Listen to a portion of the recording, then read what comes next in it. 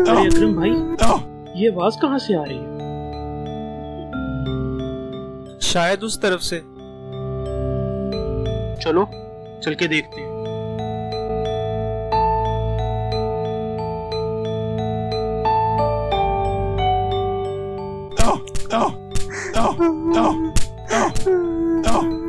तुम्हारी हिम्मत कैसे हुई ऐसा करने की? अरे आमना बेटी, तुम यहाँ क्या कर रही हो?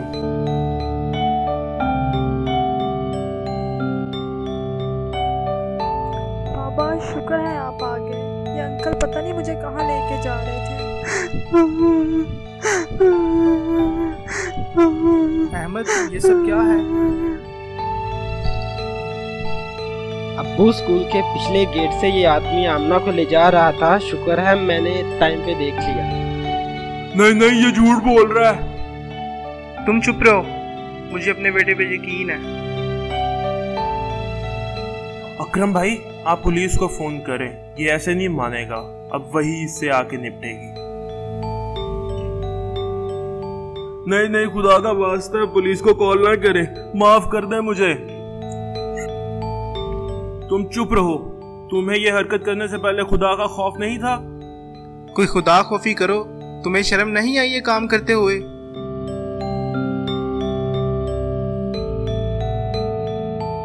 जी बाबा, आपने मुझे बुलाया था? हाँ बेटा, मैंने तुम्हें बुलाया था। बेटा, मैं उस वक्त से बहुत परेशान हूँ। अगर वो तुम्हें ले जाता तो क्या होता हमारा? जी बाबा, आज आप मुझे लेने ही नहीं आए। मैंने सोचा मैं खुद ही आ जाऊं, लेकिन फिर वो अंकल। वो तो सब कुछ ठीक है आमना बेटी, लेकिन आइंदा आप अकेली नहीं आओगी, वही मेरा इंतजार करोगी। ये सब कुछ मैं तुम्हारी भलाई के लिए कर रहा हूँ। जब तक मैं नहीं आता तुम वही मेरा इंतजार करोगी, मेरे आने तक। ठीक है बाबा। अगर बेटा आइंदा ऐसा कुछ भी हो तो फौरन शोर मचा देना शुरू कर देना, और किसी के भरोसे नहीं जाते होते। अब जाओ, खाना खाओ जाके। जी बाबा, आइंदा मैं ख्याल रखूंगी कि मैं ऐसा ना करूं।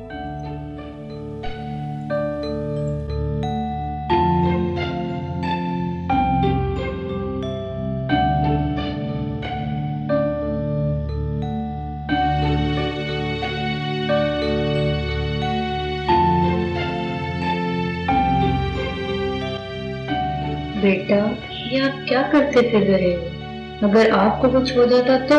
पता है ये लोग कितने खतरनाक होते हैं। मामा सुने तो सही। क्या सुनूं मैं तुम्हारी? हाँ, अगर वो तुम्हें ले जाते तो?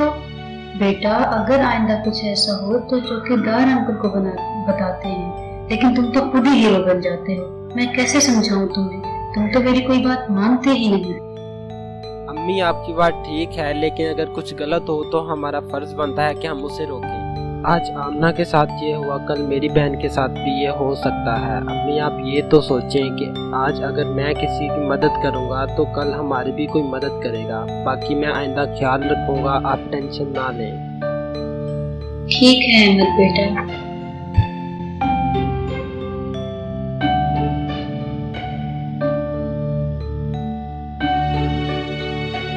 और हमेशा की तरह बुरे लोगों का अंजाम बुरा ही होता है।